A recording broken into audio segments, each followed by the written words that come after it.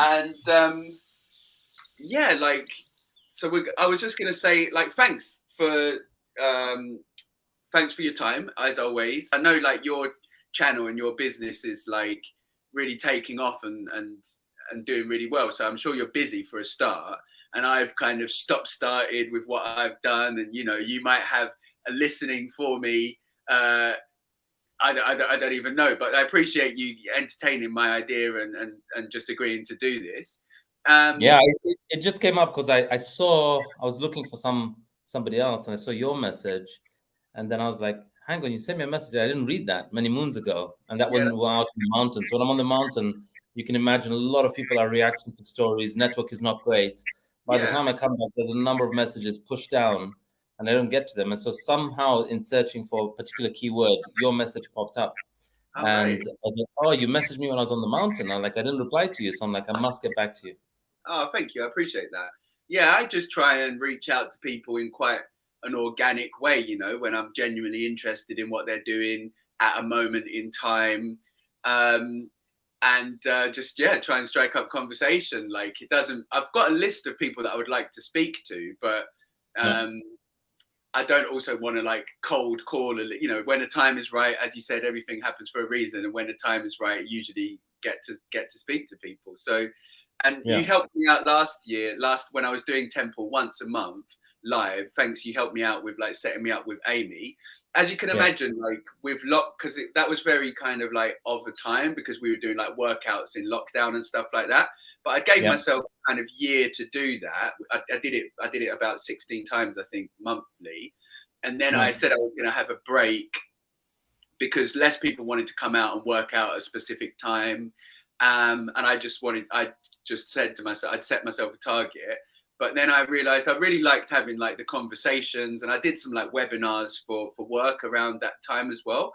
And I really Hmm. liked just kind of, I really like the presenting kind of element to it and just having chats. So I said to myself, when I pick it up again, I'll just make this a place where I can get in touch with people that I find interesting and have chats. And I'm going to edit these. I've got about 5 weeks off work. Actually, I'm not working until 2023, which is cool.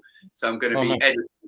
editing these, and I'm thinking about the best way, like rhythm, to like deliver them and how I'm going to push it. But I'm sure Yeah. you'll have advice for me on every level because your I, thing I is, I definitely have a lot of things popping in my mind to suggest to you.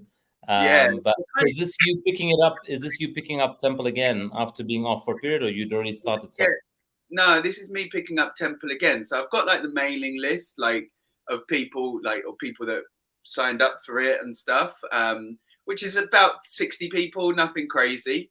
Yeah. But I would like to start a dialogue with those people again. And my thoughts are that, but I just want to. I'm really an artist at heart, Ronnie. I'm not like a digital marketer. I'm not necessarily thinking for like huge scale. I'm Yeah. more interested, as you can see, the presentation of this setup that I've got here. I'm kind of interested in like the aesthetic of it and like a brand of sorts. So I'm thinking, how can I make this different? I'm thinking it would make sense to put it on YouTube. Obviously, I'm still going to use Instagram as like a place, an entry point for people to see it.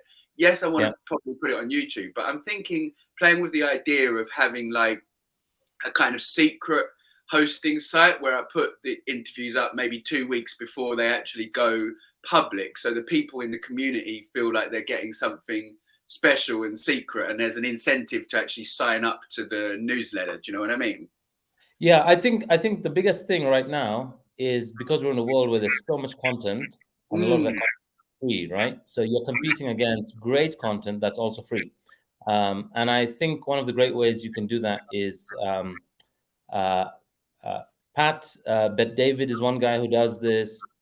Brian Rose does it for London Real. yes. Um, Joe Rogan does it with him on Spotify. So if you're on Spotify, you see everything, but otherwise on his Insta, you're seeing the golden nuggets. But when you see the golden nuggets, you do want to see the whole thing. Mm, So I would recommend that you use something like Instagram, where people that are on there, you can tag them, they get to repost it, they tag you, and it grows. But you want to first grow awareness of the brand, yeah. right? Then later you can give benefits of exclusive access, is my suggestion. Mm, And when you're talking about like you've seen my journey and I've kept consistent over the period, I think that is one thing that makes difference, is being consistent. Oh yeah. And and and as you say, like, I might be a lot of stuff going on for us, and that I might be busy. Actually, one of the myths I've debunked over the years is Busy. that harder work does not yield more results. And so I'm not as busy as people think I am, or I always feel I'm not pushing hard enough. I'm not working hard enough, and I'm not nonstop. I have a lot of. By the way, there's some feedback. Um, is it at Uh, your end, or I just want to check that it doesn't impact the quality of the final recording. Thank you for pointing that out. I think I had my volume up a bit loud. How's that? Yeah, I think while I'm speaking, now I can't hear myself. So I'm not hearing the echo, which is brilliant. Thank you. Cool. All right, brilliant. So I just said that one of the things I found is being consistent, is having a regularity of showing up. And if that means out of 7 days, you show up good, or do something, or move the dial slightly forward for 4 of the days, you've just won a simple majority of the week, right? And you don't have to be on top of everything, nailing it all out 7 out of 7. That's one of the biggest myths out there. And I've found significant exponential growth moments in my business that haven't come from additional marketing or additional work or additional messages, but they've really come from working on who we're being, staying true to our game, being consistent. The name keeps showing up for people, right? And they really, the people that we serve are the people that grow the business, right? Because if we really take care of those few, then you're building an army of people that are taking care.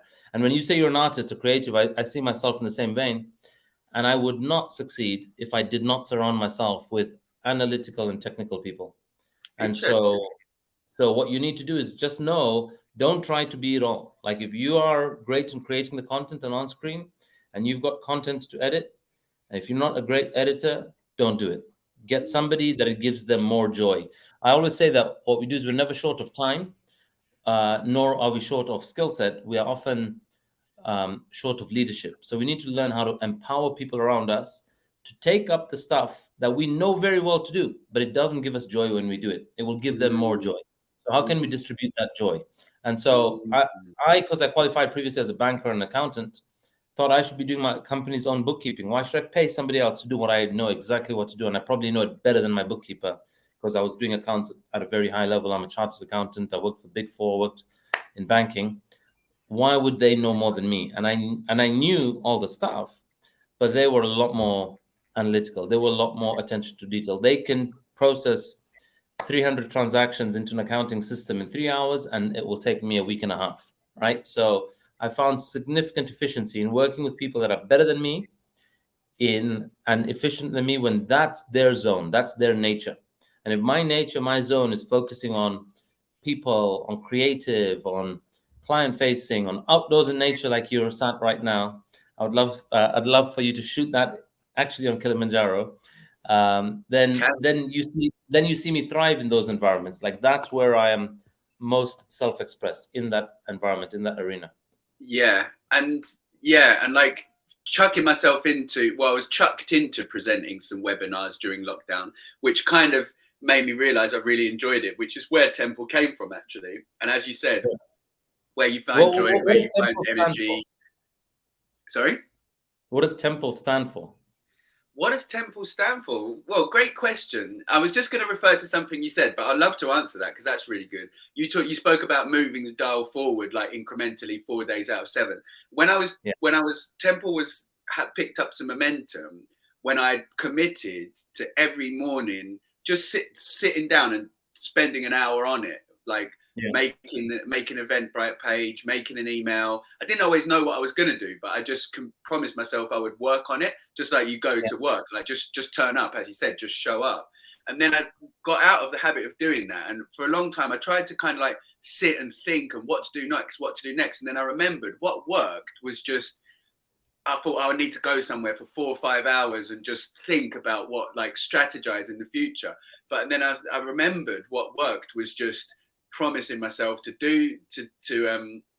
work on it every day. And I think when I actually got in touch with you, you were doing 100 press-ups a day, and I had started doing 100 press-ups a day, and I actually tick it off on my calendar. And I'm kind of trying to think to just do something on TEMPL every day. which is when I Yeah. reached out to you. I might not have time to sit down in a perfect workspace and write an essay, but like if I reached out to you and said, can you do this? Or I just sent you the quick email, I've touched it on the project every day. Do you know what I mean? And I find myself, and things are happening as a result. Yeah. Like we're here, even though I tried, we're here and things are happening, and I'll commit to editing some of this, and things are kind of moving again.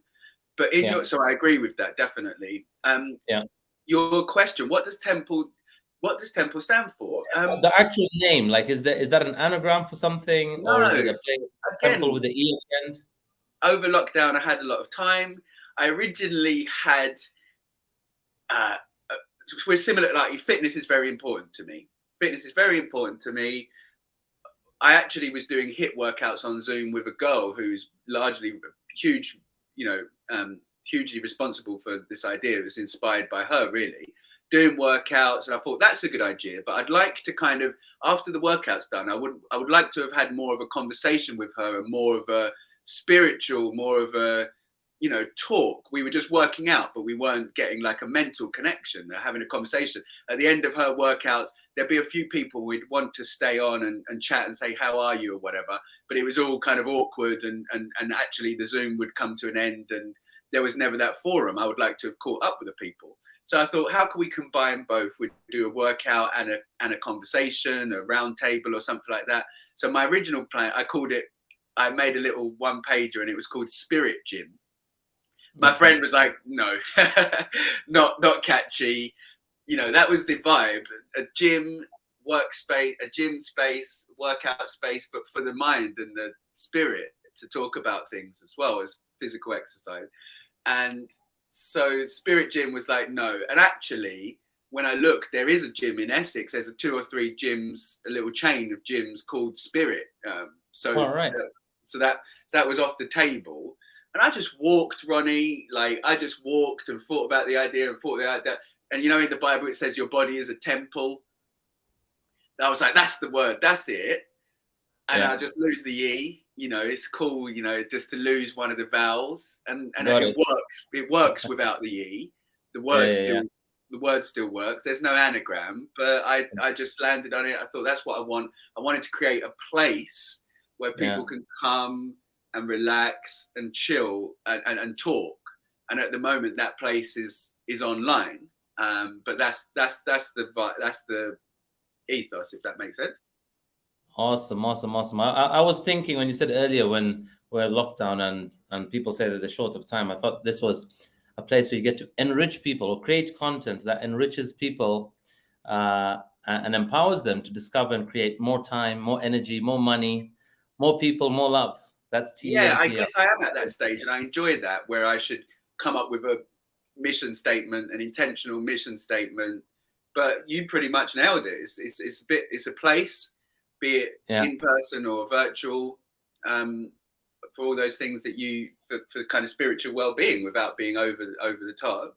But maybe I was making in my head, which is just time, energy, money, people, and love. That was my play on TEMPL. Wow! I see it. Yeah, you're good at this. Yeah, you're very good at this. Time, energy, money. And I thought, if you invited people, if it gave you structure to keep doing this regularly, you will say, you get a filter who you're inviting to say, I'm bringing people that are contributing to these 5 themes, as an example, right? Or it might be something else. It could be thought-provoking, could be environmental, it could be money, it could be people, could be love, or whatever it is, right? But then you have people know what they're going to you for. There's a set number of pillars. Yeah, you're very. That's very good, and I can feel your free business coaching just pouring out of you. I love that. Like, you're a natural. Like, and yeah, I mean, this is what I expected from you. Definitely, I would love to see you thrive at this. If you feel when you're doing this, you are in your zone and you're enjoying it, then you should do more of this. If you see that it's adding value to people out there. If it is offering or solving something, I think one of the biggest hurdles is people stop or pause because they need everything set up, or all the right people, or the right team, or get their content to the perfect quality before they share it out there. And I think you should really start off rough, like a rough diamond, and then work on chiseling and polishing and refining it as you go through it. that's what I've decided to do, and that's what I'm doing here. Like, I didn't do anything for almost a year, and because I was like playing with different platforms, like there's something called OBS Studio and different platforms and how it might look. And eventually I was like, no, StreamYard, which we're using now, is the most user friendly. It's easy for you to log on. It's easy for me to use. I took an hour to make this background and just get things how I wanted it. And I was like, now I just have to go and just do it, stop thinking about it. But you're right, like the feedback that I got from TEMPL, it was never, I had a few months where quite a few people logged on, but it was more the feedback. People just said, this is great, you're good at it, I enjoyed it, I had really good conversation, and people just I thought there's something in this, do you know what I mean? And I know there's a million podcasts out there as well, so I'm aware of how competitive it is. Everyone thinks they can have a podcast, so I do want to do something different, but like by the same token, I enjoy it. It gets me to reconnect with people. It's an excuse for me to reconnect with people like you as well. And even that's, I get stuff out of it. But I'm one of those people that I do need a kind of creative project. I think something that I'm totally in control of. I've got a new job, which I'll tell you about, but I need an outlet of where I feel like I'm doing like my thing as well. Even if my job is as fulfilling as possible, I kind of need my own thing. Awesome. But we should probably get into you. Yeah, let's get started. But thank you for that. Like, I feel inspired already. I appreciate your belief and your encouragement. Like, it's definitely what it's about. And as I said, as I predicted, like that informal bit was like probably some of the best stuff. But yeah, I'm sure you've got so much to tell me. And I've seen you talk about stuff on your Instagram. For a start, your Instagram looks great. My girlfriend asked me, what are you doing today? And I said, I'm interviewing this chap, and this is his history. And I showed her your before and after pictures. And looking through your feed, I realized how busy or how productive you have been and consistent. It is even better than I remembered. All the branding and your feed looks great. But first question, simple place to start. Where did you go? I mean, it's important. Where did you grow up? Did you grow up in Zambia? How did you grow up? And what do your folks do? And then you found yourself in the UK working for, as you said, as an accountant. So tell me a bit of that origin story, if you don't mind. Yeah, sure. So I am fully African, grown up in Africa, born actually in Dar es Salaam in Tanzania, but I was only just born there. But otherwise, I'm Zambian. So I was born a Zambian, just delivered in Tanzania. But I'm Zambian by all means, so through my dad. And so literally after delivery, I think 6 months I was back here in Zambia and grown up here. So Zambia is really, I think, what's given me a solid foundation. It's where I've got educated, and I guess where I've gained real knowledge, real wisdom outside of formal education. But all my formal education has been done in Zambia, or predominantly in Zambia, other than one or two courses overseas or personal development that I've done overseas. But when you say tell me about growing up, there are always two parts that I always ask. Which one do people want to know? Do they want to hear about my formal education, and I don't know if you know about this, but from the ages of 15 to 21, I was in a lot of life of crime. So I was. Do you know about it? Have I told you about it? You touched on it, but I'm very interested. What I do hear occasional references to gangster rap and stuff like that, and I felt like you have some sort of edge to you, a streetwise edge, which I can recognize myself. Yeah. So go on. Yeah, I think that's the beautiful thing about Zambia is it's been a great place to grow up in. We've made what the world will call mistakes, and I call them amazing lessons, and I call them my version of a street MBA. And I studied here. I was in formal school till the age of about 14 in high school, which is like year 9 or year 10. And then I pulled out and started to private study to prepare for my O-levels. And in that period of private studying, instead of going to tuition, I found myself an amazing group or gang of friends, as you may want to call them, who found quicker, shortcut ways to make money and earn a living and go through life. And some of that involved a little bit of risk taking. So I think you can't teach risk taking to a lot of people inside of a classroom. And I got some real world exposure to risk taking. And growing up in that time, this is a country which was a dictatorship initially till early 90s. And then this country turned into multi-party democracy. And what happens is you saw a group of people who suddenly were oppressed, suppressed, had no view of possibilities suddenly experienced this freedom that we can do and be anything. We can move, we can travel, we can go overseas, we can have access to our own capitalist opportunities where you're not under the radar by a dictatorial state and so on. And I think that was the general theme of what was going through people in the time. But as a teenager going through that era, there were things like we're a very heavy mining industry. 70 to 80% of our GDP is based on copper. And that was the time the change started to happen. But because there is a formal industry of mining, there was also this informal underground industry of scrap metal, right? And so from the ages of, and you didn't have, not a lot of that was legit and legal and stuff, but we got to a lot of friends that would deal in wheeling and dealing opportunities around things like scrap metal. And I personally got interested in buying and selling of secondhand goods.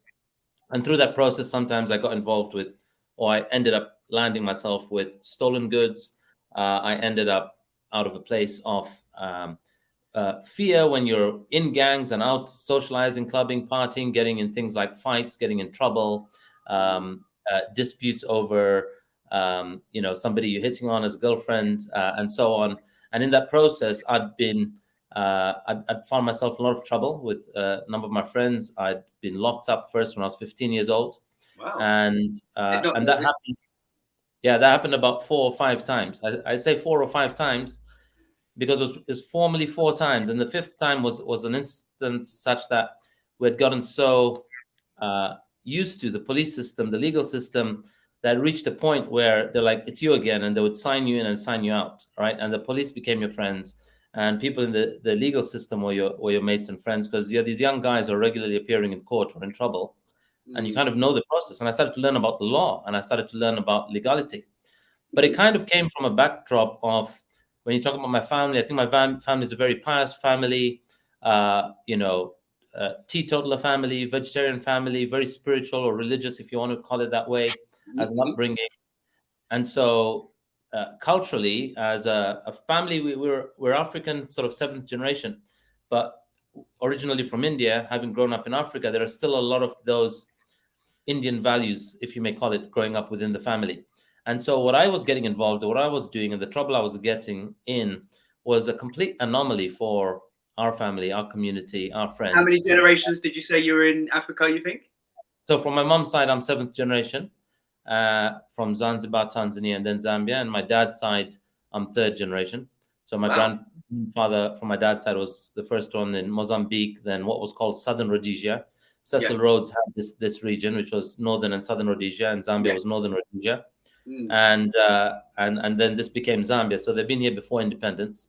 And so before the term Zambia was coined, our family were here. And then it became an independent country, and it became Zambia. But the values of both mom's side and dad's side was very much ingrained in belief in spirituality, in religion, and even from a belief perspective, being a vegetarian, non-alcoholic, non-drug, no smoke, none of that existed in any of our family. And then Hindu kind of spirituality. It is, as a background, yeah. We're a Hindu family by background. And then, I'm one of the first few at that age who is now trying everything, right? I'm getting in trouble with the police. I am having multiple relationships. I am drinking. I am smoking weed. I'm trying all kinds of drugs. Everything is happening as a teenager, right? And it was, in that moment, you don't see there's anything wrong. You're not doing anything wrong or bad. And until today, I don't think there was anything wrong or bad. But it's the perception you create of those around you, the pain that it inflicts on them, or the reputational image that's there on them. And then you're suddenly occur like in a society as some kind of a rebel. But what was interesting is that the values were very, very, very deeply ingrained in me. So I knew I'd always find my center bearing back again, right? And I was with a number of friends, many of whom who have passed away for various reasons. Some locked up, some died through crime, and a good number of them passed away actually through drug addiction or HIV. So that's been a good number of people who are part of my childhood who are not around anymore.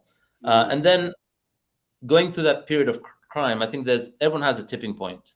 And if there's something I say I'm great at, is the art of reinvention. And I've been able to reinvent my life multiple times. And one was this moment where I'm now locked up for the third, fourth, fifth time.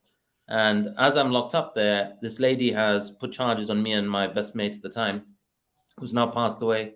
And we're put in for dealing in some fake scrap metal that we got crooked out on. So we decided to pay that forward and go and screw somebody else over and commit fraud and sold some fake metal to somebody for a large sum of money. And we got that money and we're enjoying it for a few days till we got picked up by the police. And suddenly we're locked up and I'm trying to get hold of my dad to tell him, thinking I'm a very wise, smart, know-it-all kid at probably the age of 18 or 19 then, calling my dad at his shop. And at the time, my dad and our family are going through a lot of financial difficulties. My dad is in debt. We're in debt as a family. And I'm doing all that I was doing in the world of wheeling, dealing, and gang good, thinking I'm going to find the answer because education is not the answer. I've not seen a successful banker or doctor or engineer in my life. Growing up in Africa, those are not successful careers. Those are jobs. And the successful people are businessmen and they are entrepreneurs and they are people who are, for lack of a better term, gangsters or politically connected or, they have a very large influence business-wise, economically, politically connected. So in my view, that was the way I had to make it. I had to find a way of making it. It was either going to be drugs, it was going to be scrap metal, it was going to be some other corrupt form. That was very clear for me as a teenager. And as I'm going through that journey of finding my calling in the world of crime, I'm locked up one of these instances. I called Dad at his shop, and Dad had a trading retail shop selling, amongst other things, textile material and FMCG products. And as I call the shop, well, I have that one phone call from the police station. They allow me to come out the cells, get to the phone. In those days, there was no mobile phones. And I'm calling Dad because I have one phone call and I have to be very clear what I want from him. And I want him to go to this particular lawyer and to cite this particular law and clause and come and bail us out as to why we shouldn't be in, because I knew it all as a kid at the time. And instead of my dad, an elderly uncle within our community was at the shop. He answers the phone and he goes, "Sorry, son, Dad's not here. We heard what happened to you, so he's gone begging for money." I said, "What do you mean he's gone begging for money?" He says, "Well, we've been told what the bond amount is, so he needs to raise the money for the police bond and to get you out. And business is bad, so we don't have the money. So he's gone to beg from fellow neighboring shopkeepers in the town." And Dad has a store in the central business district. And I was like, damn, like that was my only call. And that was the only message I got to get.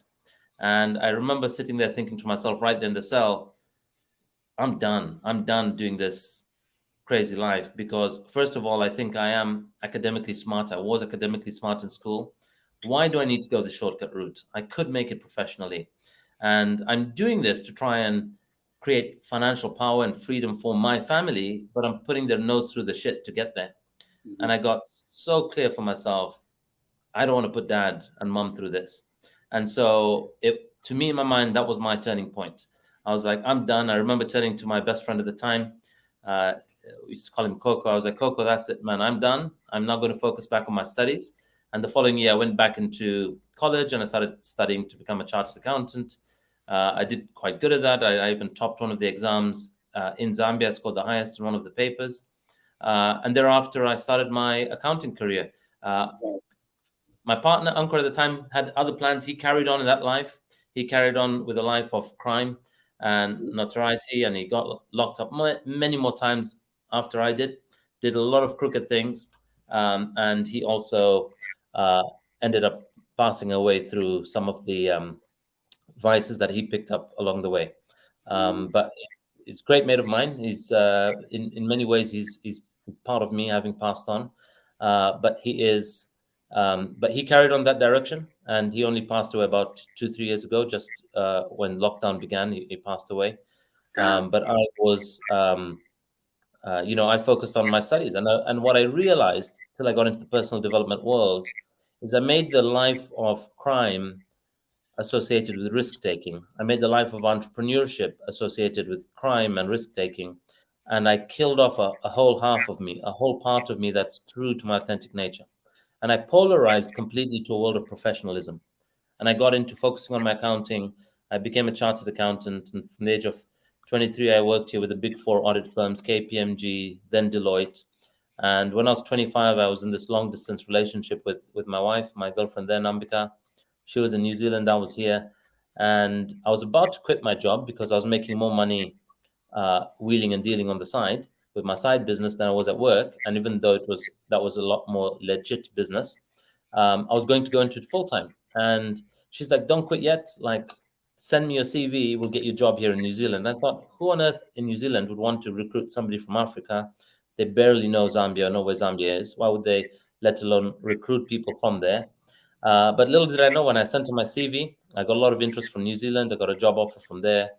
I got a job offer from Australia. And then before I could choose one of the two, I got a job offer from a place called Guernsey in the Channel Islands between UK and France.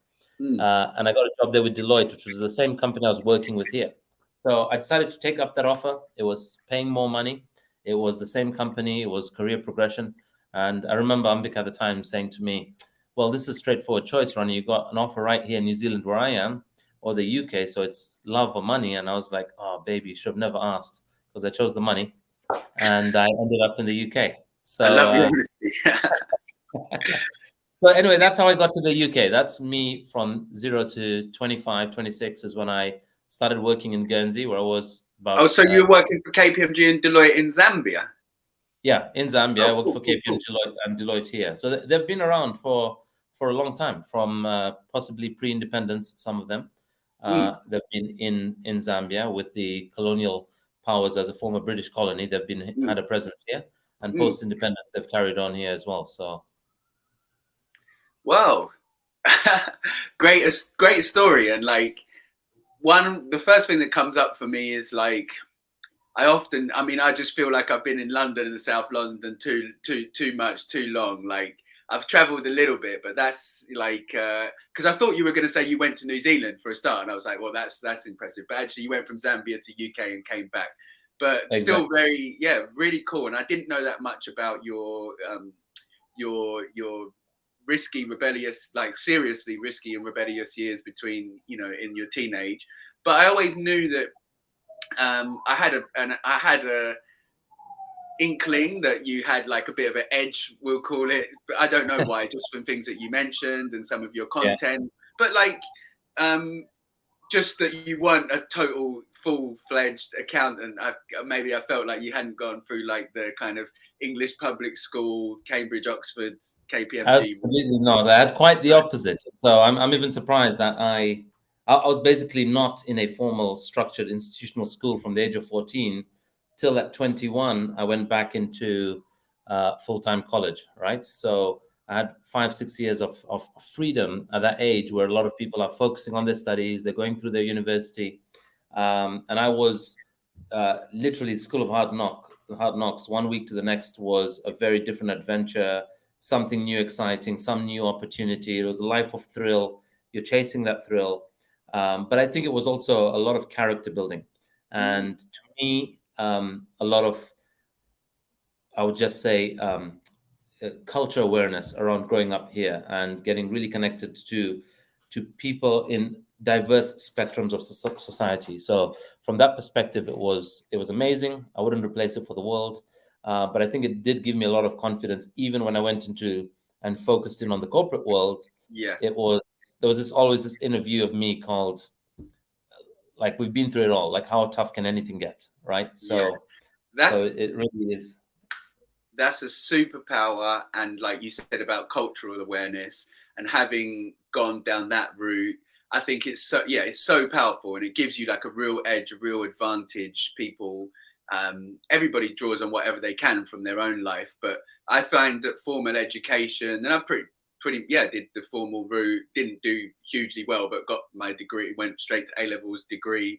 And I find, obviously there's obviously education is super important, what we learn, but what it does also is that it gives everybody if all of my friends and I went through pretty exactly the same GCSEs, A-levels, degree, same institutions, it teaches us these rules and these, I wouldn't say limitations, but we're all kind of thinking one way. And if you've done like some street life, or your someone in your family had a business, or just some other example, even people that have done really well in sport and gone through a kind of like a sports coaching approaches, just have different ways of thinking.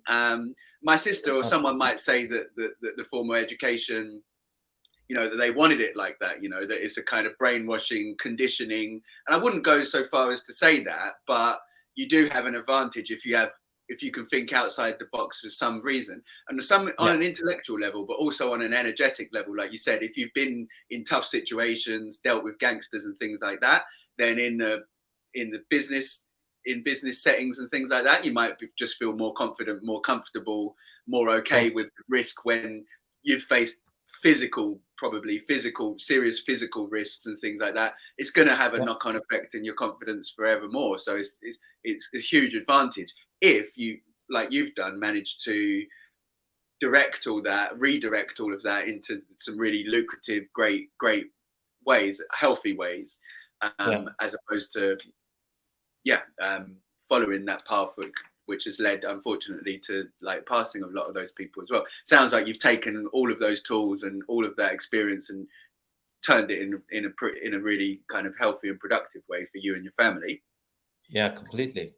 Yeah, and I think it's moving from that world to after that I moved to the UK at 25, and from that age till about 33 or 34 when I formally left banking, there's another 8-9 years of a very rigorous and very high level exposure to the professional world, right? Like I did get to work with great companies, which was Deloitte and JP Morgan, right? And what's ironic is that at 21, I'm in a cell in the middle of Africa in Zambia. I'm locked up. Fast forward 8 years, I'm vice president JP Morgan in London. Like that is a complete transformation, and for many, it's unimaginable, right? That you can go from there. Like many people write their life off. They think it's over because I've come from that kind of a background, and I'm saying it's not over. Like it's completely. We can. Our tagline is everything is transformable.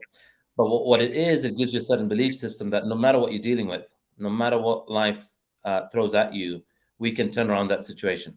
And I've done that in my livelihood perspective. But as I later went on to do, I've done that with my career. I've done that with my health. I've done that with my leadership and my self-belief. And all of those have contributed to the character, right? So all of us need to tap into a lot of that. So unfortunately, a lot of us use a bit of our past to inhibit us. We use it as some form of, shows up as some form of imposter syndrome called, who am I to go out there and do that? I've not come from an Oxbridge background. I've not come from public school system. So why would people want to listen to me? Who am I to go and make a difference out there? And I'm saying, well, you've got your unique gift. You just got to find your unique application out there to people. Well, that kind of leads me on. That was great, because that was a whole extra level of understanding and context, which I didn't have before, but all makes sense with, and it's another one of your superpowers and tools, and that makes sense of why you've got to where you are. But that leads me on to the next question. Again, showing my girlfriend your feed, just to show that you're for real. I was like, your transformation, physical transformation is, we see them all the time. I'm just about to finish my own personal training qualification. We see them all the time, but your actual physical transformation as well. And the fact that where you are now, like you consistently, this is now you've transformed yourself, and you're growing into yourself more every day. But that physical transformation is one of the coolest I've seen as well. And I see quite a lot, like you were a lot heavier, like, and you looked happy. What she did say was he looks like a very friendly, happy guy, like the pictures of you. There was a particular picture of you on a boat, and another picture. And I've seen it many times, but even looking back, I'm still like, wow, that is quite something, because now you're all over your feed with your shirt off, and you look great. She said to me, my girlfriend said to me, is that what you're kind of aiming for? And I was like, I thought I was taken aback just for a couple of seconds, and I was like, she was like, is that your physical ideal or something like that? And I said, what do you mean? And she said, what, like a 20 pack? That's what she said. That's the conversation I had. But Very tell me doable. how It's possible. My own elder brother went on being competitive as he's went to get an 8-pack. So it's very doable. And he's still a couple of years older than me, and he was able to take on and cause his own health transformation as well. But I know in your masterclass you told the story of then you had another. So you had another turning point, I guess, didn't you? Absolutely. So yeah, happy to go into that. Should I go into that now? Talk Yeah. about my journey. Yeah. So I think I'm in the UK. I'm focusing on my professional career, and my professional career. When you're in the world of finance and banking, I must tell you that you are haunted with imposter syndrome, because you're in the world of finance and you're reading every day in the paper about these successful bankers earning shed loads of cheddar. And there's a view and perception that if you work for a bank and you're working for a big bank, that you're one of those money greedy capitalist mindset people. But that's not true. People that work in banks are our brothers, our kids, our nephews. There are people that might be condemning the capitalist structure, but the moment their child has graduated, they want them to go and apply to one of those big four or Fortune 500 companies and go and work for them, because they think that will give them financial safety and security. And actually, there's a mixed bag, like in the world of banking, as there is in any industry, whether it's oil, whether it's agriculture, whether it's commodities, whether it's microfinance here in Africa, whether it's construction, whatever it is. There are a mixed bag of people, because we're talking about human beings in human industries. And when I was there was always this thing of, what does it take to get to the top, to be that senior MD level, to be a CEO of one of these companies? And I always had that kind of internal aspirations. And then I had the internal battle of dealing with a lot of imposter syndrome and not being in the world of personal development. Like, what does it take? What do I have to do to get to the top, right? And a lot of thinking around it being, do I need more qualifications? Is it that I didn't grow up in the UK, that I don't come from a public school or Oxbridge background, as I was saying to you earlier? And so you start to go and get these additional, what's the hardest qualification out there? Let me go and nail it. Let me go get it. And I went and did that. I went and got one more additional qualification called the CFA, Chartered Financial Analyst. But then you go and get that and you think that will change, but that doesn't change. And then you're going through literally the template of what's called the American dream, which is you get an education, you get a job, you have this beautiful missus, you're then planning on buying a house. It was tick, tick, tick, tick, tick. And we were, I just gotten married. We were midway through, about to exchange on our house, and we were pregnant at the time. And we're pregnant at the time. I've been married for about 9 months, and we're 3 months pregnant. And at that time, I thought I was living the definition of success. But if you looked at me, the geezer that I was 108 kilos, 40 to 41 inch waist size. I'm a big guy. I am borderline cholesterol, right? And I'm thinking I'm okay because I can still about touch my toes. I'm not as physically active. I don't run. I don't walk. I was irregular going to the gym, and I used to go as a teen and my early 20s before I got into the world of corporate and professionalism, when I parked all that. And 3 months into the pregnancy, it was Ambika's birthday. We thought, where's a beautiful place for us to go and celebrate her birthday? It's also exactly the 3-month mark of our pregnancy. So we want to take a photo and share with the world our scan that we're going to become parents. And we have that scan. And we go to Edinburgh. It's a Fringe festival. And I thought, perfect place. Fringe festival is where the world comes together to experience laughter and happiness and joy and drama and plays. The whole town for the whole month of August turns into a performance, the largest open air performance in the world. And we go there, and with all that we had planned around announcing to the world we're going to become parents, instead the universe had other plans. We had a miscarriage, and we lost a little one. And I remember thinking in the build up to that, when we knew we were pregnant, how excited I was. I thought life is so simple, because regardless of my background, I got my education nailed. I got a great job on great companies. I got a beautiful wife, and she's a research doctor, and lovely lady. I thought, tick, tick, tick. I've ticked all the boxes. Like, life is pretty easy. Now she's my wife. Now we're going to have kids. We're about to exchange on the house. Everything looks seamless. But in that moment, when we're out there in Edinburgh and we have the miscarriage, suddenly the bubble pops. And that beautiful, bright, predictable future is all gone. And it means nothing. And in that moment, that evening, we're in a box room in a hotel. We have no family around. We had very little family as it's in the UK, but most of our family are either New Zealand or Zambia. No family, no friends. We're there. She's emotionally broken down. She's crying. We're on phone with her family in New Zealand and my family in Zambia. And in that process, I started to get stressed about it. I started to question, it's got to do with me. It's got to do with my male sexual health, that we've had this miscarriage.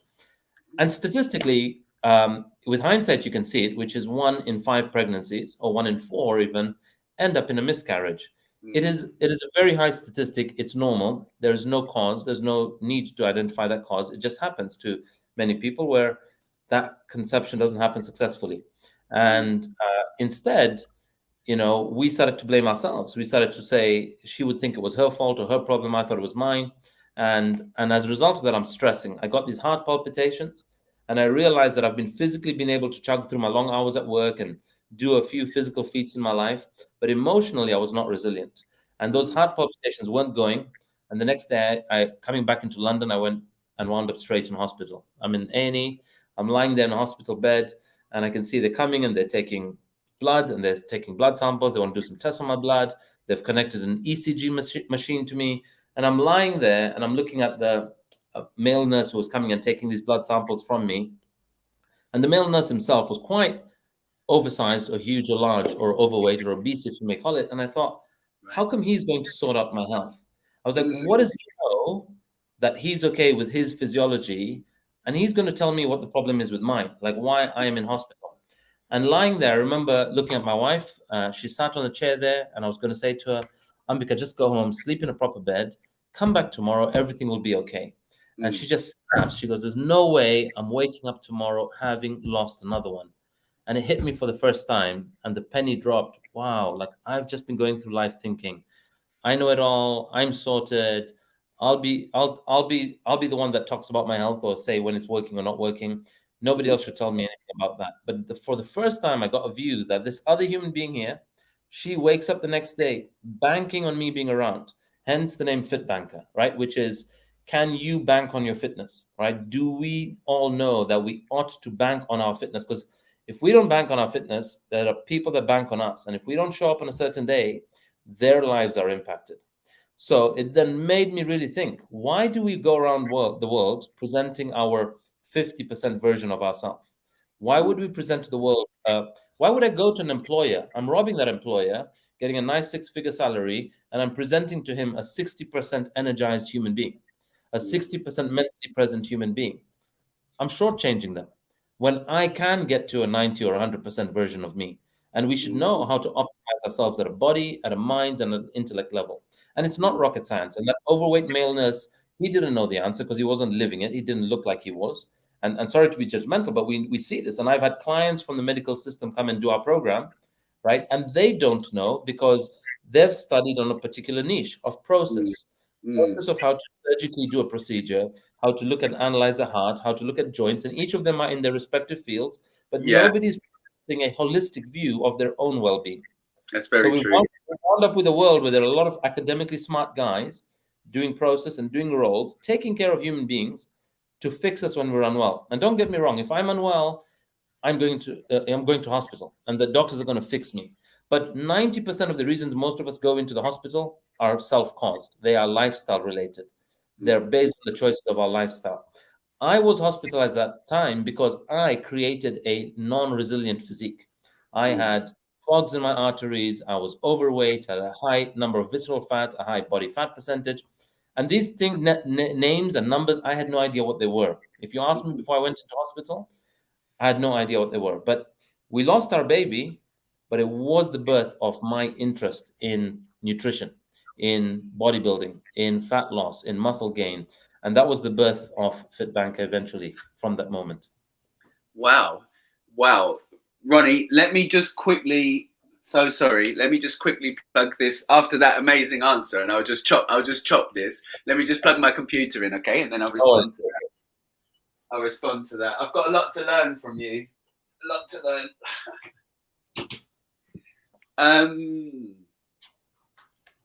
Can you bear with me while you're doing that? I'm just turning on the fan in front of me. Okay, cool. It's a bit hot. Lucky you, we're in depths of winter here. Can I just check? I've got this fan on. You can't hear the sound in the background, can you? No. Okay, cool. All right, there we are. So I'm gonna quickly skip over a question about you returning to Africa. Maybe we'll talk about that at the end. You touched on it at the beginning around lockdown and your son and stuff. But thank you for that answer. It's dramatic. Obviously, thank you for sharing something so personal.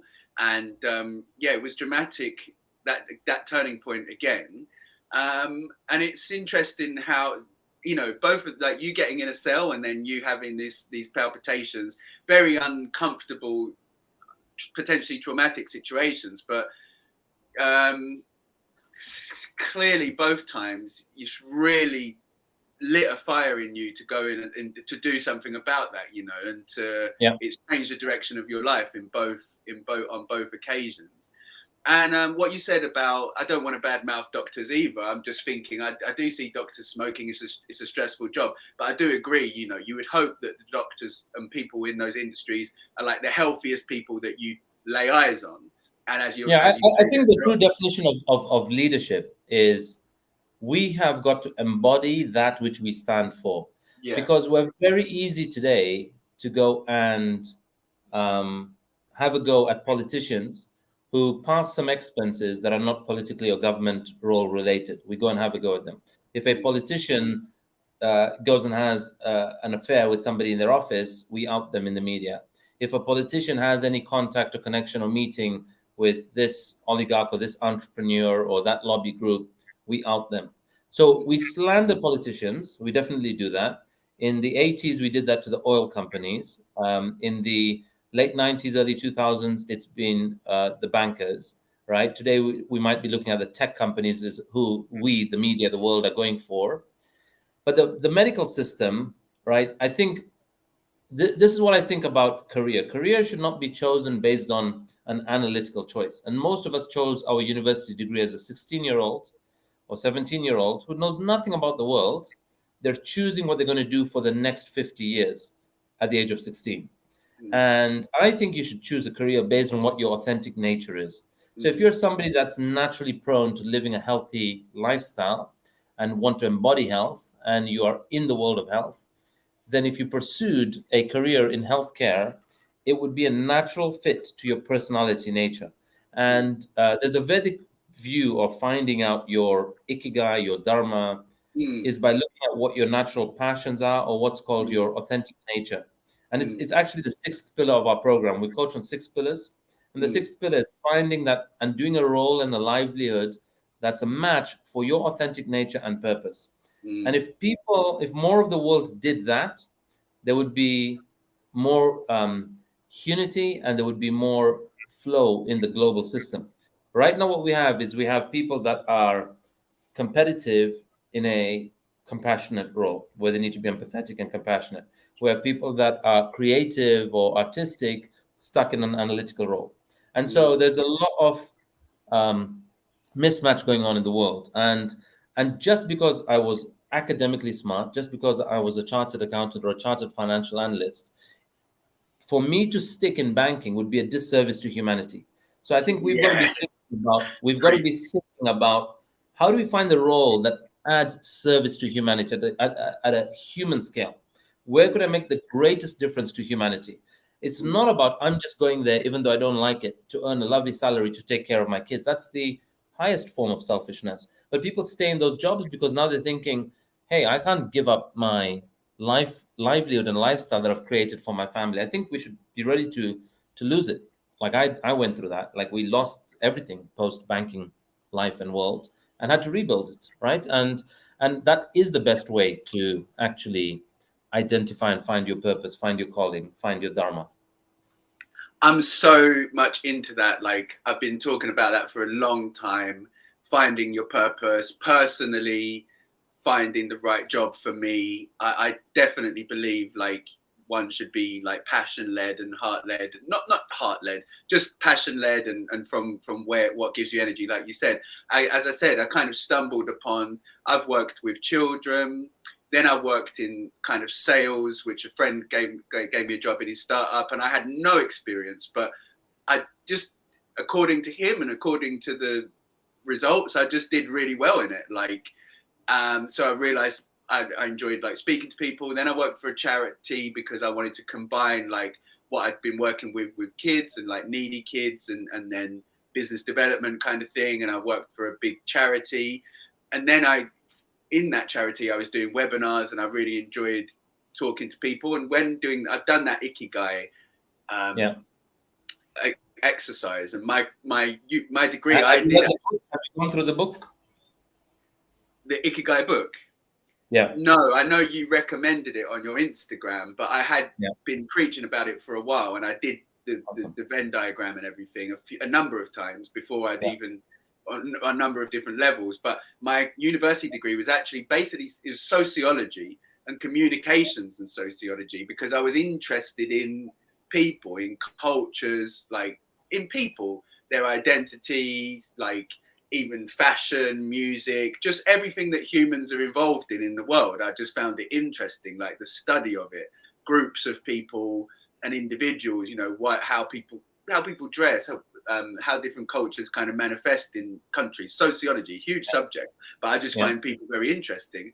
So now I'm moving. You should come out to Africa if you've not been here. You need to come out to Zambia, to Ghana, and join me in Kilimanjaro as well.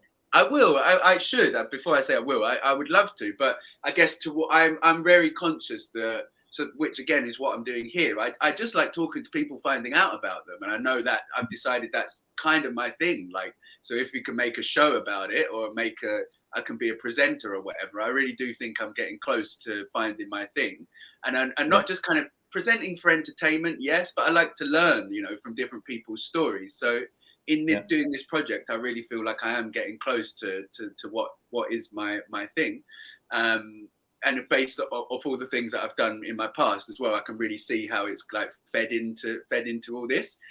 On your FITBANKER thing, and this started from talking about doctors that don't look necessarily healthy. I've followed a few Instagram influencers or whatever that are doctors, but they're just in great shape. They're in great shape, and they got into it for the right reason. They wanted to optimize their body. They wanted to understand their nutrition. They wanted to feel better. And those people, I'm like, yeah, you should be a doctor. You're in the right job. Do you know what I mean? You really love it. And there are a number of those. And don't get me wrong, there are doctors who do our program. I have many medical doctors do our program, and I love that they do our program. And I would love for them to be the best version of what they do to serve others, that they get to now embody what they stand for. So right from the time we started in 2015, some of the first people that signed up to our program were medical doctors. And I got quite confronted, called, what am I going to educate them on? Because they're doctors, they know it all. And I realized actually they're so busy in the service of others, and they have so niched into a particular area of their specialization that they've forgotten to take care of themselves. Right. And they are also part of a job and an industry that is overloaded with work and work hours. That's not natural. Like, we're not naturally designed to work 16 or 20-hour days, but that's what some people are doing to cope in this industry, in their industries. Right. And it is unnatural and unhealthy. And we're seeing people have the dis-ease in their life. Right. And so we're really committed to people optimizing themselves. Whatever industry you're in, like there's nothing against any industry, but find the one that fits your persona, that fits your personality, that you live naturally that lifestyle where a day in that job doesn't feel like work. You know, you're completely in your zone. So I'm going to try and combine what I've got here, questions 4 and 5, but we're working our way towards it really nicely. Now, you said you gave up banking, and you had your health breakdown, and I know, because I've been following you started a new project called FITBANKER. We're going to definitely get into that, because that's obviously key to where you're at now. I came to one of your masterclasses, and just one, but I was really struck by, there's a lot of, again, great personal trainers, people that deliver fitness classes or personal training. There's also a lot of like nutritionists that obviously do that, advise on nutrition. But what I got from your masterclass, you said something, and you said, you were talking about nutrition. You said you were going to talk about food, rethinking food for all the people that are on the call. But you said a lot of things, and I'm actually like a bit of a history buff amongst other things. And you said, you dropped like a nugget of information, and you said, you know, carbs and cereals in particular. You said, I think this food comes from like when people were working in the fields and when people had slave labor and manual labor in the fields, and it's cereals, and the cereals and grains were cheap and they were high energy, and that became a great way of feeding your workforce in that time. And I'd never really, and that kind of like information, that kind of context, like it rang true to me. It was based in kind of historical fact. And what you did on that call, was you didn't necessarily, you gave some nutrition advice, but you went a level deeper and just kind of explained why we're in the situation, just the facts of, some facts about why we're in the situation now, some facts about things like GI and different foods, and just let you go off and kind of, it was education. I got real education about food in that, and you never made me like a diet plan or anything like that, but you changed the way I thought about some foods, which was much more powerful than you just giving me like something to eat for 6 days. You kind of gave me a new piece of education, which I didn't get in school. And I have never heard anyone say that, but it was very clear. And I always tell other people that, and it's just very obvious. I guess the historical context kind of shone through for me. So cut a long story short, it seems like education is integral to the program. And I appreciated that. And am I right about that? That's kind of like the basis of what you do. And what does FITBANker look like for the people that join your program now? Absolutely. I mean, what we are is a lifestyle education system that lasts a lifetime. And when I say lasts a lifetime, it's applicable to people all over the world. It's also why we have not latched onto any brand around a workout gadget or something you can have at home or a workout trend. We do endorse many, nor have we latched onto any specific supplement brand or network marketing, because we're not in that world, but we are in the world of education. And I do believe that for me to reach 1 billion lives, we have a mission. Our mission statement is FITBANK exists to empower humanity to live with optimal health through lifestyle education that lasts a lifetime. And we're on a mission to transform 1 billion lives. And so we exist to transform 1 billion lives. So a big part of that now to reach those billion is to develop leaders. And the one product that is scalable, that can reach multiple people, is digital content. And so we are in the world of creating digital product, because I think it's the cheapest way today for us to reach people in regions we cannot travel to or cannot have logistic systems to deliver products or goods there, right? But we can do that now in this online world. Like I'm connecting with you from the UK. We've had people from 27 countries do the program. I'm now in Zambia and I've got great power and internet connectivity, and I can still serve the world, right? This is part of how we're back here in Zambia. We can continue to run this business online from wherever we are. And yes, it is about education, but specifically we're in the world of what we call transformative health education. And transformative health is distinct from what I would call the generic informative health that we get provided on the NHS website or even the gov.uk website. And on that website, they give you this thing that goes into the textbooks of school curriculum, being told this is what you eat, called a balanced diet. It used to be called the Eat Well plate. The Eat Well plate is saying you should have this percentage of your plate that is carbs or starchy carbs, this amount of dairy, this amount of meats, chicken, eggs, and fish, this amount of vegetables. And that's regardless of what you're doing. Sorry? That's regardless of what activity. Yeah. So they're telling one piece of information to everybody, but we're also unique. We're also different by our lifestyle. And so we're saying that's not correct. You cannot give an obese person with high cholesterol that advice. You cannot give a malnutrition person or an undernutrition person or an underfat person who's got an eating disorder the same advice. It doesn't work. Their starting point's different. Therefore, their goal is different. Therefore, their plan should be different. And we are also different by our lifestyle. Somebody who's working as a bricklayer on a construction site and me as a banker, I would see from the building next door when I was in banking, we go down to the same cafe and we go to the cafe and we buy the same bat. And I would see that guy chew his bat and his drink and go back on the construction site in the heat in 2 p.m. and carry on working. And I would go sit in my desk in aircon and I'd have a nice comfortable chair and I'm doing zero movement, and I probably ate at my desk while I was watching that guy burning his calories there. But why did we eat the same meal? We're two different people. Why on earth is the world saying we should be eating the same kinds of foods? Completely non-true. And so what we do is we want you to understand your body type, understand your lifestyle and your emotional and mental stresses, understand what's called your body composition, so your fat percentage, your muscle mass, your bone density. What's the starting point? What's optimal? Then we work towards optimal based on your height, your gender, your lifestyle, and so on. And then you will know how to eat and consume what matches you. But a lot of us, we're still eating what we culturally inherited without ever pausing to question, is it relevant today? So if my ancestors came from a world where there were no fridges, there was no form of processing, there was no transport to logistically transport stuff, they would store things that could last long. Example, grains. And so I call things like grains and cereals slave food. And in South America, it was corn. In Africa, it's corn and yam. In North America and America and in Europe, it was wheat, which is basically wild grass. It grows wild, it grows fast, it grows cheap. It was the cheapest input if you were a human being that owned human beings, either as slaves or your laborers, which is the history of where we come from. We've got to acknowledge that.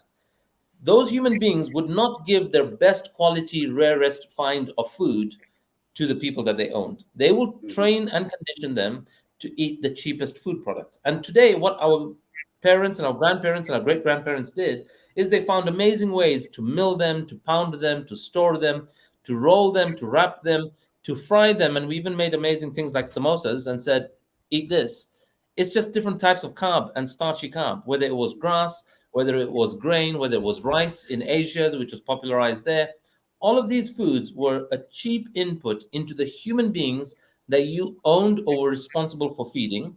Because if you couldn't keep them alive to work on your fields, you lost that was a measure of your wealth, how many people or cattle or animals you owned, right? In Africa, it's still based on how many cattle you own.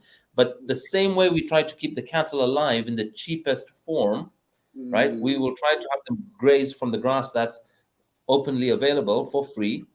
We also did that with human beings. And then what happens is human beings pounded, innovated, milled, and rolled up these amazing grains, but they never paused to question, is that functionally needed for today's lifestyle?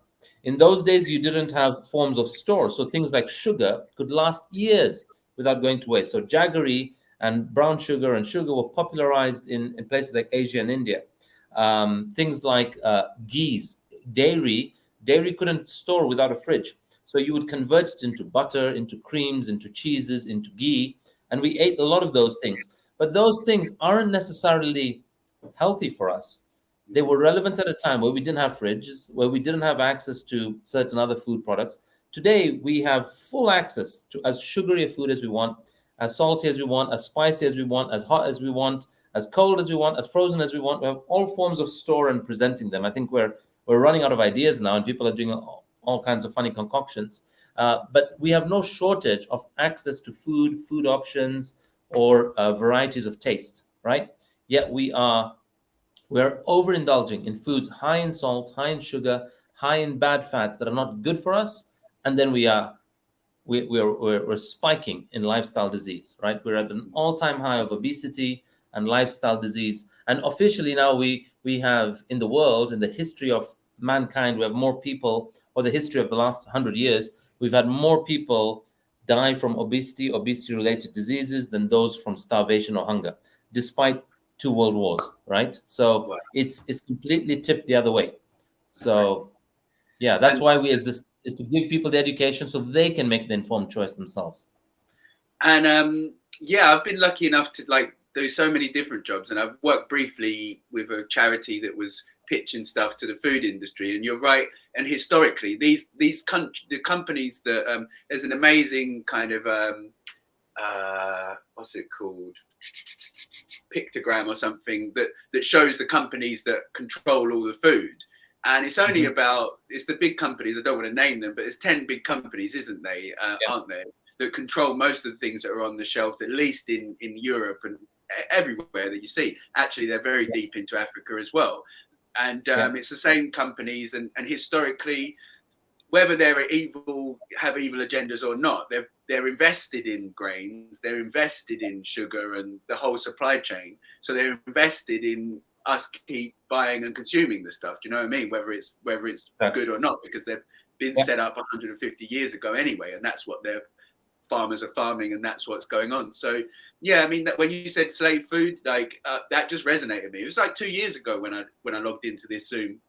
But I'm always. Well, you need to see our new program. We just did a 5-week program, which is a taster into the 90-day program. So we're only going to run 3 5-week challenges, but they're quite an eye-opener. They're designed really to make you question and set a foundation, create a routine. And that routine then allows you to build into the 90-day program that we do.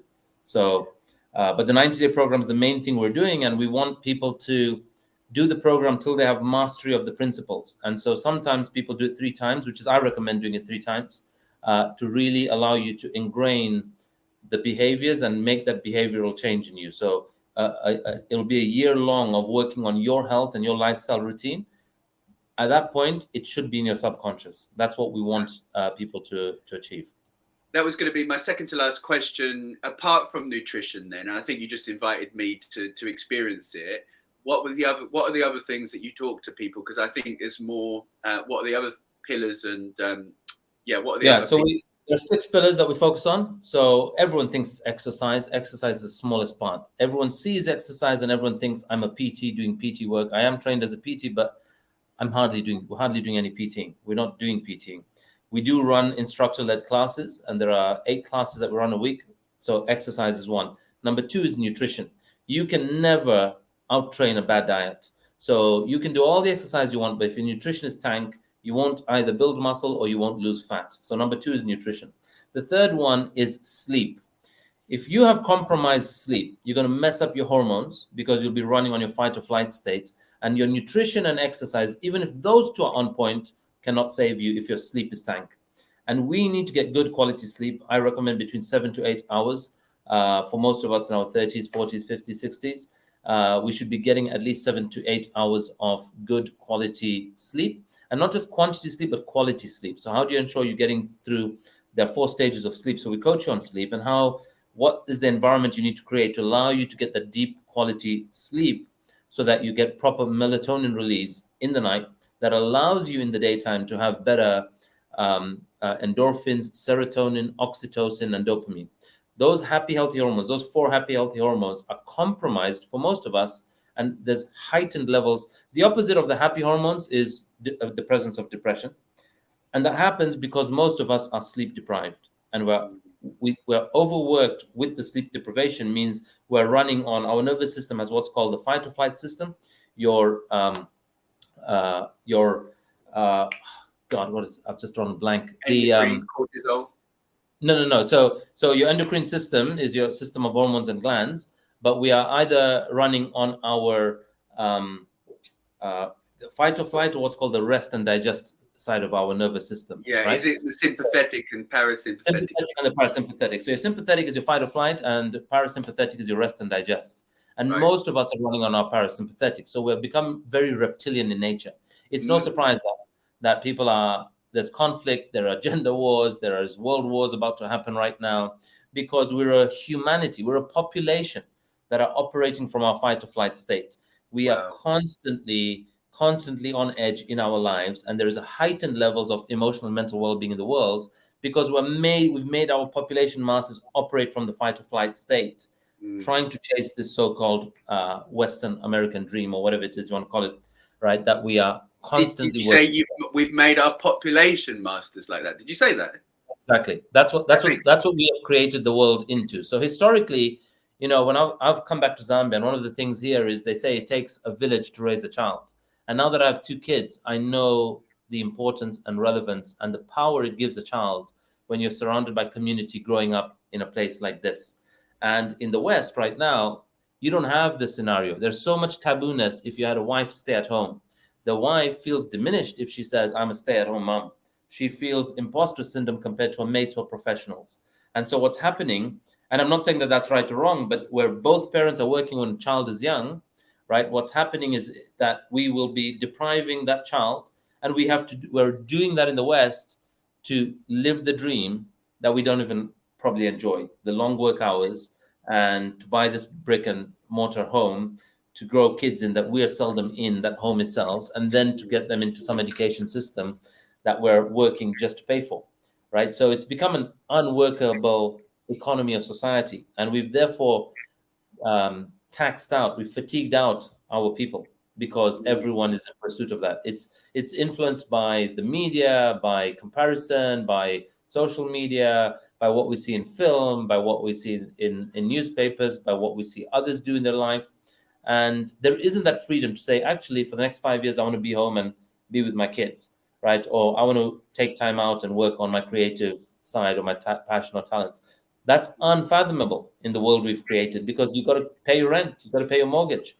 So you keep doing the thing you don't enjoy doing, the thing that burns you out, right? And so I'm really committed to understand that part of your well-being, in addition to activity, nutrition, sleep, is what's called the mind-body connection, where your internal emotions are embodied by the body. But things like childhood trauma, things like anger, things like stress, things like resentment, they communicate to the body and they show up in our physiology. The fifth pillar is what we call social connection or relationships. They're a big part of our well-being. So surrounding yourself with the people that really contribute to your well-being at a mental and emotional state contributes to your physical well-being, right? So being around family, being around community that are supportive, being around that same book, Ikigai, is based on a study done in what's called the blue zones, the 7 regions of the world that have the highest concentration of centenarians. And what they found in those regions, that there was a heightened level of happiness and health. And that happiness and health was because they all played a role in society, and they had somebody else play the roles that wasn't their forte. So if you were the farmer, somebody else did the milk for you. If you were the producing the farming products, the agricultural produce, somebody did the dairy for you, somebody did the school run for you, somebody did the teaching. So in a community, everyone played their role, and collectively they were a better society, but people lived longer because staff was taken care of. Whereas in the very developed world today, we are creating human beings that are trying to be independent, do it all, and burn out, right? And so the fifth pillar is social connection, and the sixth pillar is what I call choosing a livelihood aligned with your authentic nature and purpose. So if you're a creative, if you're a visionary, if you're an entrepreneur, if you're a salesperson, if you're a leader, be in a role that allows you to express that. If you're an analytical person, be in a role that allows you to do that. But what we're having right now is we're having visionaries operate in a basement in some big building, doing a very analytical task that is completely disconnected to their potential. And then they're daily frustrated and they're trapped there. And that is a big impact to their well-being. And so if you can find the thing that makes your heart sing, that makes your soul sing, that's the definition of well-being. Well, I love that. Again, listening to you when you were talking about the last piece, finding the way that people live in those blue zones and doing the thing that they're good at, and just kind of doing that. I just felt like that's so much more sustainable. Like when your job and your lifestyle is like feeding you, and your skills are just growing, and you're just developing. Of course, there's going to be stress and occasionally things that aren't exactly how you want them to be. But when someone's doing what they're supposed to do, it's so much more sustainable. It's so much more, I can just see, it's like when you're using a tool, like for the wrong job, it's just going to fall apart very quickly. It's just, every time it goes to work, it's getting degraded. Every time you use a tool in the wrong place, it's getting degraded. But when the tool is doing what it's supposed to be, it's kind of like self-sufficient almost in a way. That's how I feel, especially in terms of people, which is the most complex tool you can think of. But when someone's in the right thing for them, they enjoy it. It gives them energy, and it gives them energy, and rather than degrading them. And as you said, so many people, myself included in the past, but when you feel like you're in a job that's daily kind of degrading you, and not in morally degrading, but it's just it's not what you're supposed to be doing. It's not what you want. You're dragging your attention to it. Not your authentic self. You're not being your authentic self, and that authentic self will get degraded. It will get tired. It will get frustrated. And I'm looking at a couple of house plants, and I think like, if they're not in the right soil, if they're not in the right environment, like you can see that, like they're gonna wither. And Yeah. people are like that as well. I think I've realized that. That's why Absolutely. you've got experience bringing up a kid, but in lieu of having a kid or even a cat, like even looking after a plant, I think has like taught me about, made me think about myself differently. Like you've got to treat it, put it in the right soil and give it what it needs, or it's just, nothing, no tricks. If those things are wrong, then nothing else is going to work. Do you know what I mean? Yeah, If totally. it's planted in the wrong place. Well, again, we should definitely do this again. I'm quite should talk about me doing your program potentially, like super exciting. But this has been a good, like really cool overview. But I just wanted to get to the last question that I've got on the list. And one Yeah. of the things that I've seen you do on your Instagram and seems like kind of like the pinnacle in a way, or quite a big grandstand moment for you and your program. Twice a year, is it that you're taking people to Kilimanjaro? Yeah, well, so thanks for that. And about the program, I'd love for you to join. We got our next program on 9th January. It is really an opportunity for you to say that actually 2023, part of my agenda is optimizing my well-being. And it's a great cohort to be part of the January challenge, because everyone's buzzing then. And the world conspires to make you win that time of the year, because you get gym memberships on promo, supplements on promo, a whole bunch of stuff. So everyone's buzzing with their New Year's resolutions. But for many of them, it lasts a week or 3 weeks. And what we do is we want you to stay active and regular and consistent, because what we're doing is we're providing you the coaching body and tools to keep you consistent, to go through regularly, being in action, and weekly check-ins. So you will regularly be upgrading what's internally in there around your belief system and your habit forming system, that will have you be consistent, and this becomes just ingrained in you. So definitely, yeah, I would love to have you at some point trial this, but also whoever you're sharing this to, your viewers, your audience, that they know there's an opportunity to join an amazing, growing global community. You'll be part of people from all over the world: Kenya, India, Middle East, the USA, Canada, South America. So all over the world. It'll be awesome to have you connect with people from all walks of life. With regards to Yeah, I'll chop Kilimanjaro, this. sorry? I'll chop this up. Your description of the program and what you just said, and I'll aim to get this out around the new year, and definitely, direct people your way, certainly. And we'll definitely discuss. It sounds really, really cool. It sounds really cool, and I'm sure it's really effective. But let's go to Kilimanjaro. Yeah. Yeah, so Kilimanjaro is something we do. It's called the FITBANEER Kilimanjaro Leadership Summit. It is probably the best time of the year for me. We were doing it annually. It's an annual leadership summit, but over lockdown, when adventure companies were folding, when adventure companies were buckling because they couldn't travel, we've always marketed ourselves as a leadership company. We always marketed that program as a leadership program. And so the real test was when lockdown happened, and we looked at, if we're telling people to do or make things happen that otherwise won't happen, or to act in the face of fear and concern, but how do you do so legally, responsibly, carefully, and cautiously during lockdown, when there was a lot of stigma and taboo? If you even dared to get on a flight, your mates would rip you down on and troll you on social media if you did something like that. So we had to do that. So rather than actually canceling, where a lot of people canceled, I was connected to the life of the guides that we meet at the base of the mountain every day. I know that guide gets 4, 5, 6, 7, 8 jobs a year. And the money that he gets for that climb and the tipping money is not significant money, but it feeds his family. And when an industry falls, when people stop traveling, they stop going up a mountain like Kilimanjaro, there are tens of thousands of people that are dependent on that to survive. And it was one of the countries, Tanzania, that has 70% of people in the informal sector, means they're not on any payroll or have any registered legal form of earning money. So they earn it from the informal sector, the unregulated, the unregistered, the cash system, the tipping system, the service system. And when we choose not to go, like, we impact lives negatively to protect our own. So we said we're going to carry on going. In fact, we're going to open 2. So we ended up going from 1 to 2 leadership summits over lockdown, because if this part of the world couldn't fly in from Australia and India, those countries were locked down, they couldn't fly in. The Americans and the British and the Europeans could fly into Africa, we said we'll take that batch first. And then when the second batch would come, we'll take the next batch. So in 2020, instead of folding, we went twice. We went in August, we went on New Year's Day. 2021, we went again. And now we're doing it back to annually again.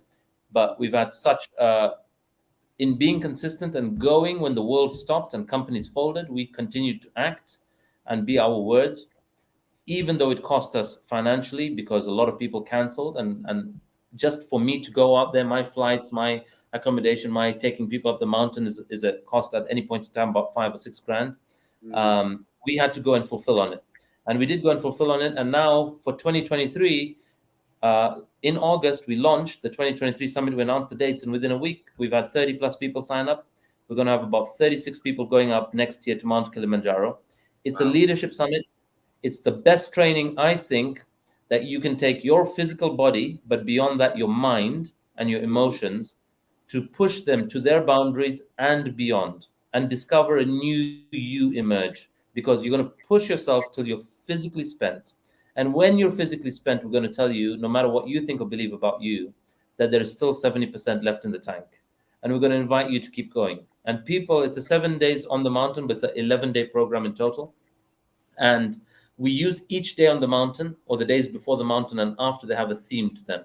And that theme, like there's a theme of service, there's a theme of gratitude, there's a theme of minimalism, there's a theme of, being relentless and in performance despite the weather or the storm. And if you can understand that on the mountain, then in life, when you're going through your hurdles or your challenges, you can learn how to keep going step by step, or in Swahili, we say pole pole, which means slowly, carrying on in that direction. And the reality on the mountain is, once we've packed up our last campsite and the guys have picked up all the tents and all your beddings and everything, and we are going for another 11-hour walk or 10-hour walk, and 3 hours in, you've broken down, you're crying, you feel you can't go anymore, your mind knows that the campsite behind you is packed up.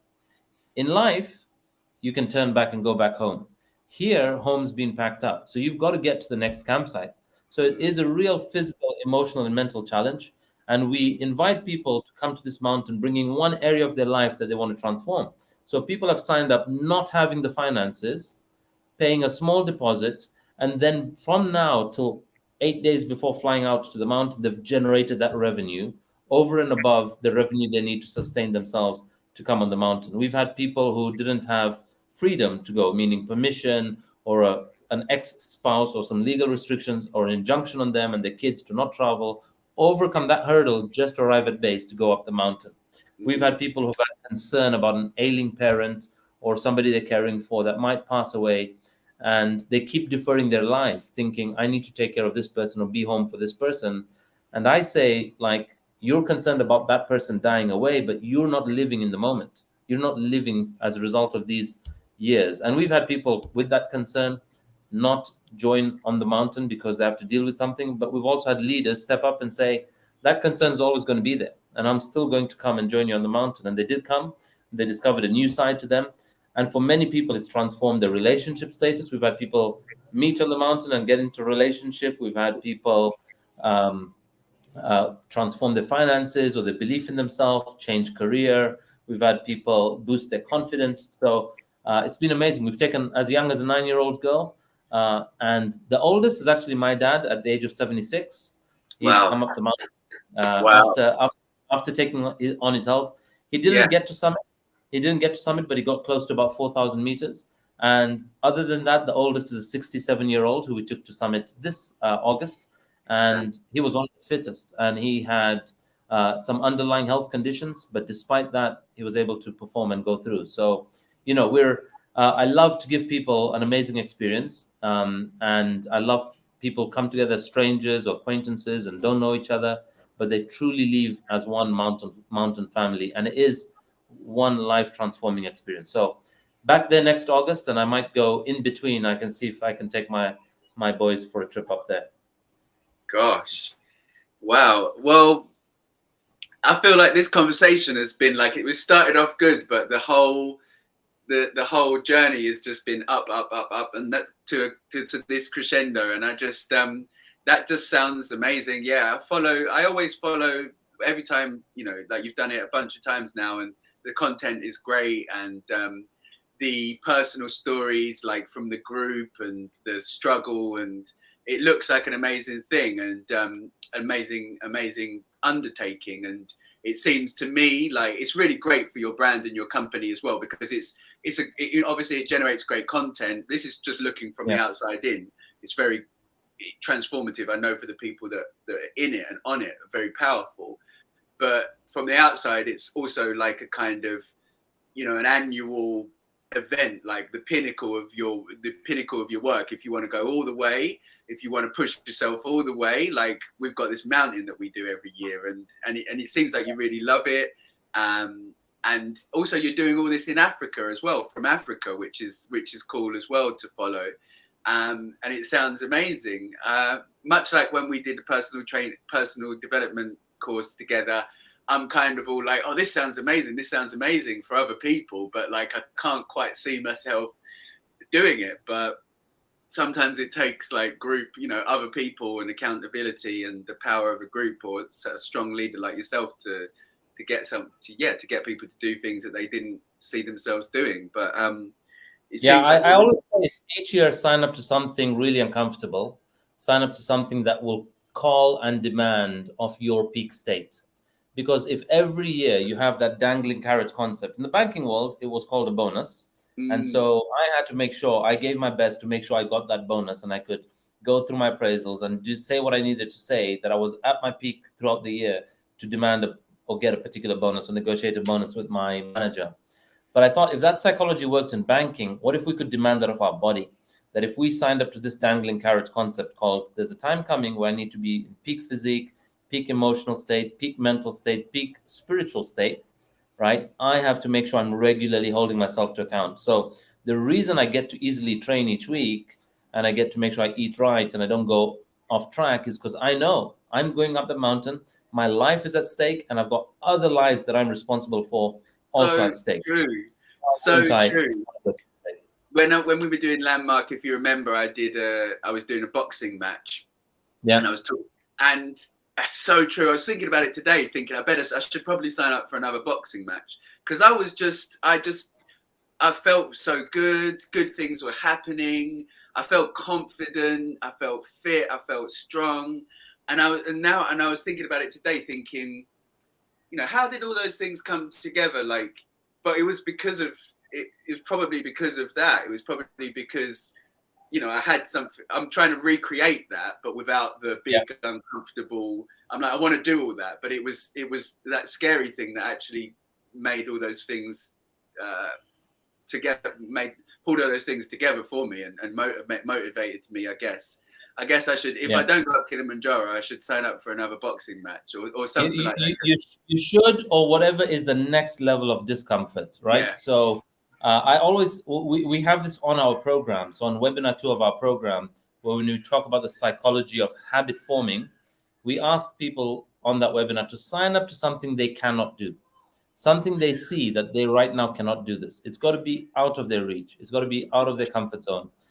It might be a marathon, might be a triathlon, might be a boxing match, might be a mountain. But by signing up to it, you now have something to play for, to keep bettering yourself to that date.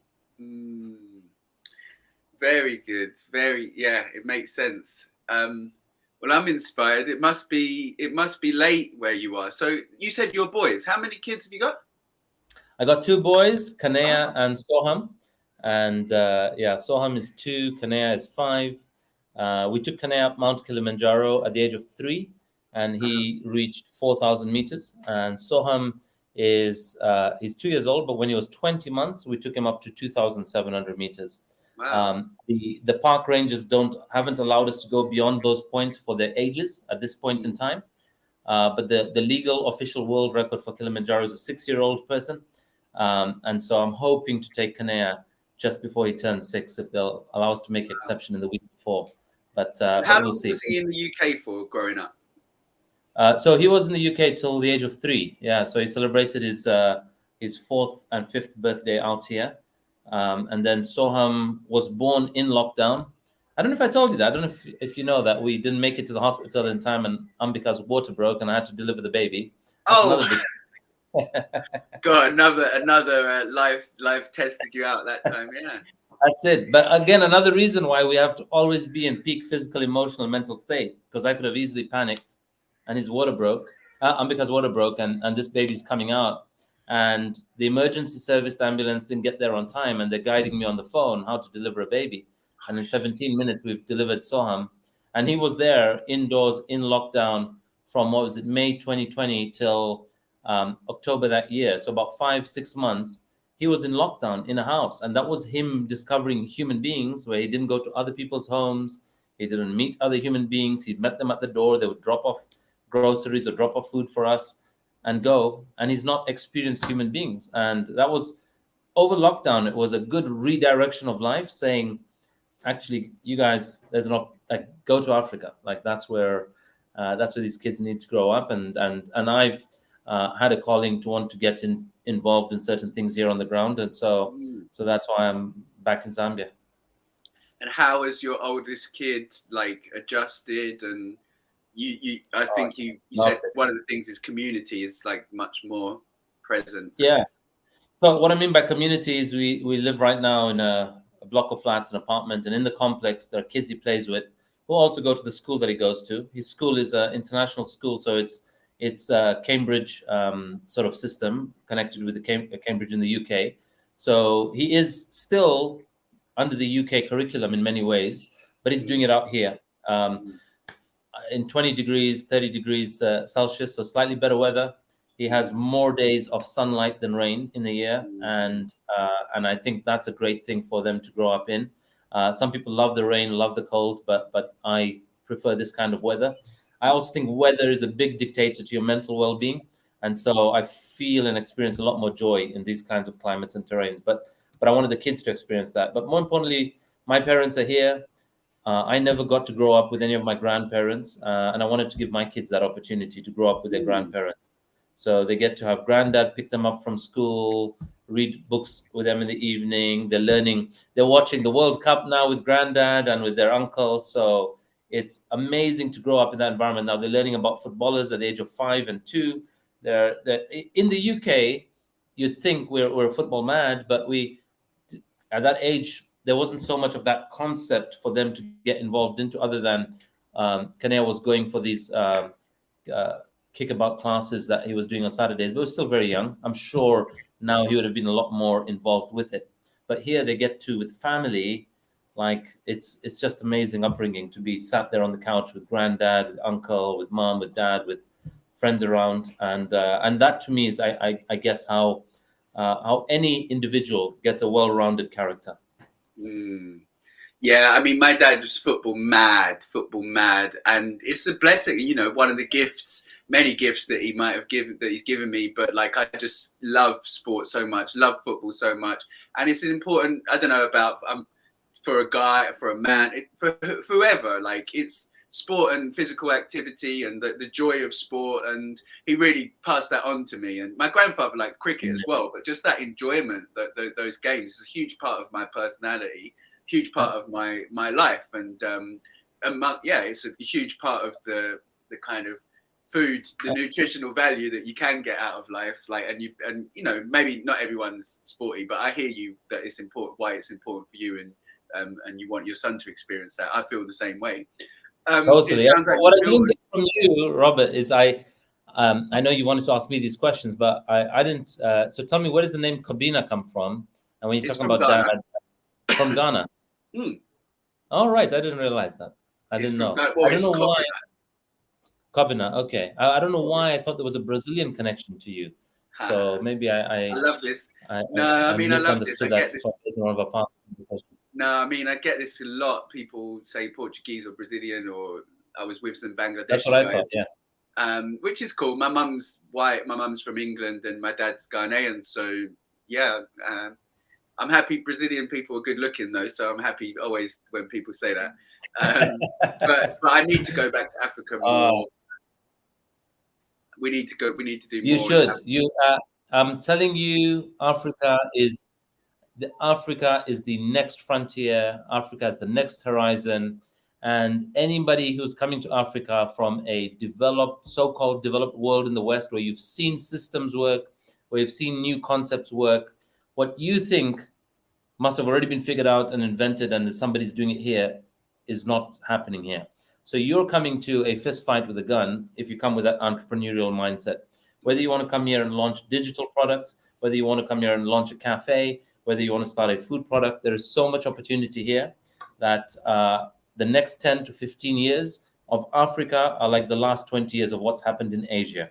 So I really, anybody that's ever considering an opportunity to come to Africa, you have to make that bold move to come out now. And there is so much to build, create, serve, and make a difference to people here. I definitely feel you about the sunshine as well. I've lived in Africa essentially for 3 months at some point, and the sun. I invite you, go and have a conversation with your girlfriend and discuss Kilimanjaro 2023. I'm going to send you a video, our short film. It's just come out for Kilimanjaro. I'll send you the trailer and I'll send you the short film. The edit's just been done. So let me send those to you. It's about 15, 16 minutes of view time. So watch it and then and consider it. Just discuss it as you are. If you guys plan things like New Year's resolutions and stuff, consider it. Well, I will draw the interview to a close. Thank you so much. Like always, super inspiring. I loved the beginning of this conversation, but I didn't know about your youth. But you know, you've got incredible energy, and it turns out that most times when you've decided to attack something, you've got like a, you know, I would say, this might be the wrong word, but like, you know, you've got an aggressive approach to taking on things that you've decided are important.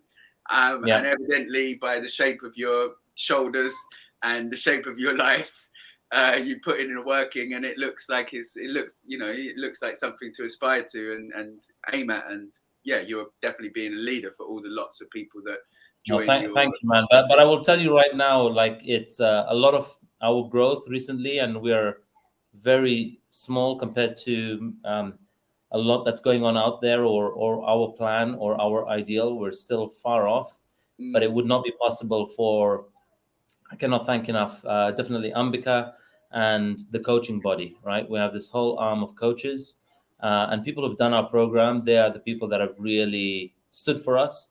They have, in my lowest emotional and mental moments, there are people that have stood for me to say, man, what you've done is amazing. I'm off my medication. I have this response, and people say this about me, and they compliment XYZ about me. And those are the things that fuel me. Those are the things that keep me going. So, you know, grateful for the community of FitBankers globally that have taken on our program, because they are really that fuel to the drive. You might see only a little bit of the snippets on the outside, but internally, when I'm going through my questioning moments, my low moments, my down moments, you know, it is the community that does uplift us, which is also a big part of our well-being. But thank you so much for having me on, and so great to reconnect in this way as well. And wishing TEMPL all the best in its success, honestly, to add value and serve people out there. Thank you, dude. Thank you very, very much. Okay.